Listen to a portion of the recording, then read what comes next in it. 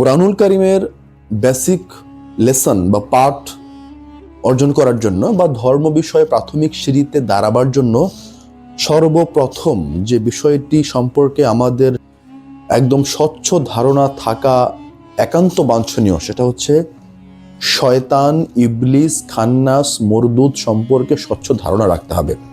যদি চারটা এনার্জি সম্পর্কে আপনার ধারণা না থাকে, তাহলে আপনি ধর্মের প্রাথমিক সিঁড়িতে দাঁড়াতে পারবেন না।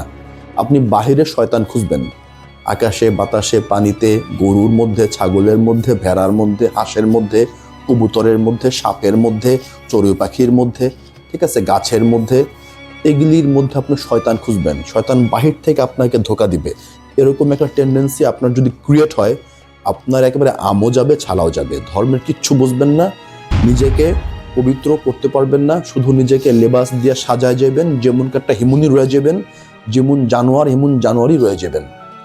স্বভাবের চেঞ্জ আসবে না, কারণ আপনি তো ধরে নিয়েছেন যে আপনি ইনসানে কামেল, আপনি পবিত্র।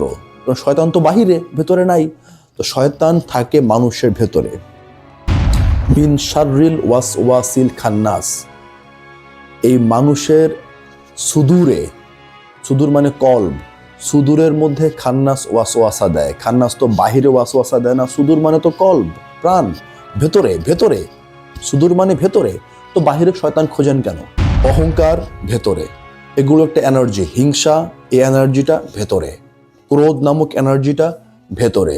স্বার্থপরতা নামক এনার্জিটা ভেতরে। সমস্ত চাওয়া পাওয়ার যেই মেকানিজম, সব ভেতরে। আমাদের অনুভূতিতে, আমাদের চিত্ত প্রবৃত্তির ভেতরে মিলেমিশে একাকার হয়ে আছে। তবে হ্যাঁ, বাহির থেকে একটা স্টিমুলি বা একটা ঘটনার উপক্রম হয়, ভেতরে শক্তিটা জেগে ওঠে। হয়তো কখনো জেগে ওঠে, কখনো সুপ্ত অবস্থায় থাকে। বাহিরের কোনো স্টিমুলি বা ঘটনা যদি আমাদের উপর প্রভাব না ফেলে, তো আমরা ঠান্ডা মেজাজে থাকি, ক্রোধ জাগ্রত হয় না বা অহংকারও আসে না।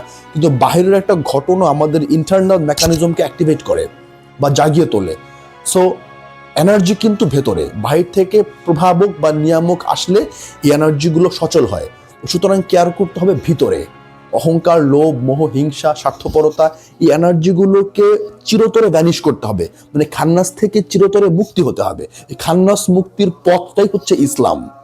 খান্নাস মুক্তির পথ বা প্রেসক্রিপশনটাই হচ্ছে ইসলাম। সমস্ত ইবাদত, সমস্ত ক্রিয়া, কর্ম, অনুষ্ঠান, যা কিছুই করেন না কেন, এই খান্নাস থেকে চিরতরে বিদায় নেবার জন্য, 1 মাস, 2 মাস, 10 দিন, 30 দিন, 1 বছরের জন্য নয়, সর্বসময়ের জন্য। তখনই আপনি মুমিন, আপনি সফলকাম।